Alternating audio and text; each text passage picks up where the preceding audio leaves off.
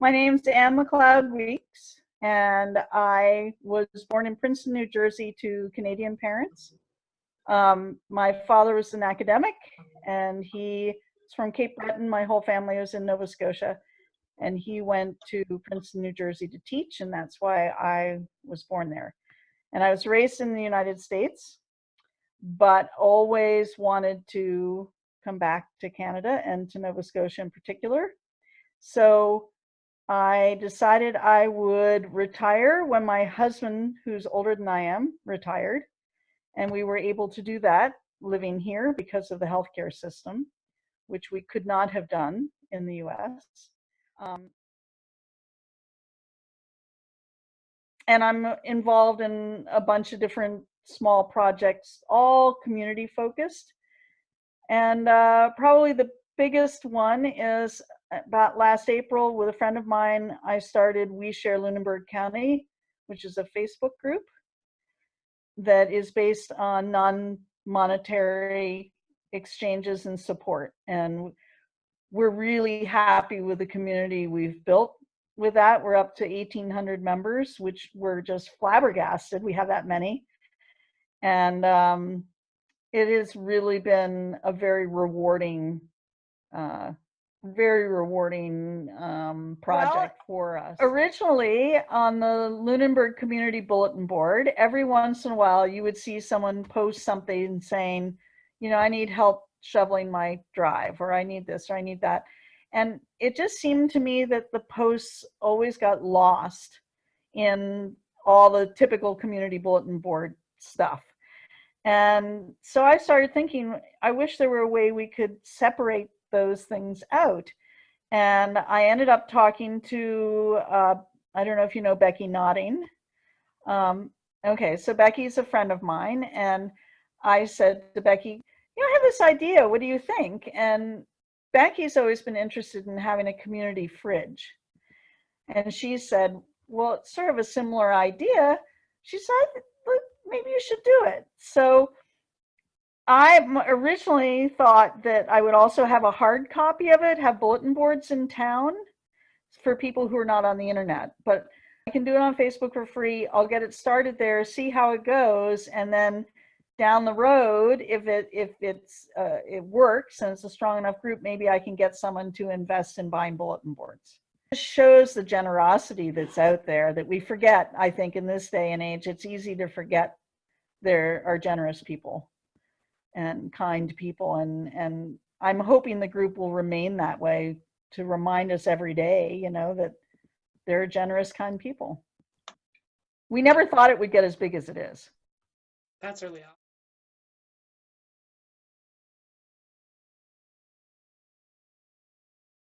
The girls' school where we taught was the first one-to-one laptop girls' school in the US. And so I definitely was exposed to the use of technology very early on in one-to-one laptops. There were lots and lots of challenges, And I imagine now there are even more challenges. And I think educationally, it was a wonderful addition to the tools you use in the classroom. However, in a boarding environment, and I know this happens in day schools too, but the ability to bully, that became a true problem. And it was very, very hard to monitor. And I remember my son, who's 33, said to me he was really happy that technology wasn't as prevalent when he was in high school as it is now. And I completely understand it, because I think it opened up a whole new chapter of social interactions that can be really, really problematic.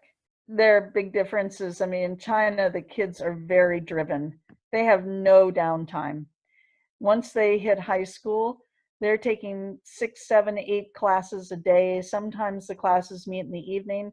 And when they have free time, they're doing SAT and TOEFL preparation.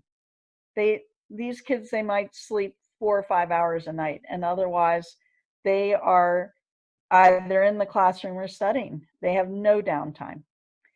Um, and I and it's funny because it's cultural.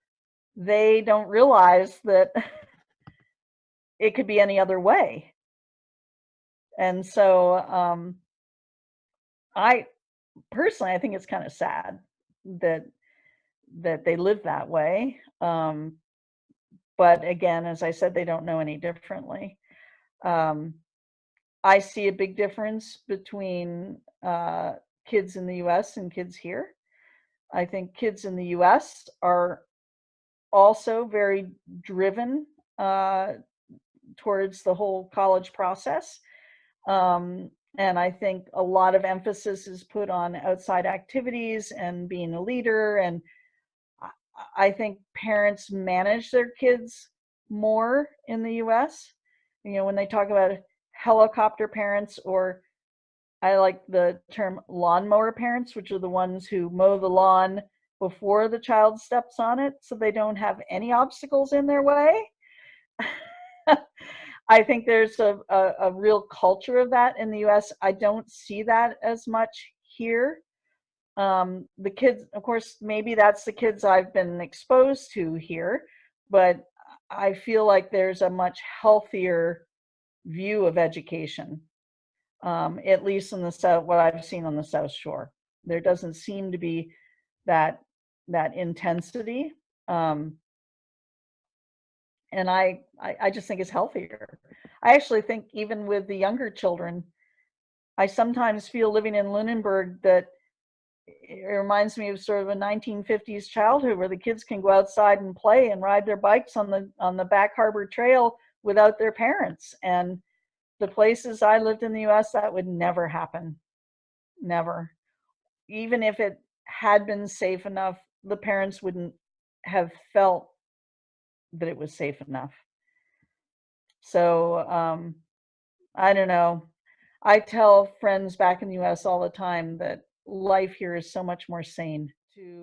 I guess one of the things I loved about teaching in boarding schools was that I was afforded the time to sit and just gab with a student, to be able to just hang out and talk, or sit and, now I'm going to date myself, but we used to have a group of girls who'd come to our house to watch Dawson's Creek, you know, and we'd have popcorn and watch TV. And it just feels as though in many schools, having those bits and pieces of time during the day when you can just relax are gone.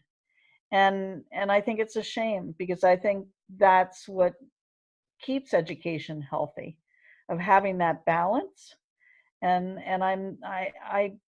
my experience, at least in teaching, is a lot of that balance has disappeared.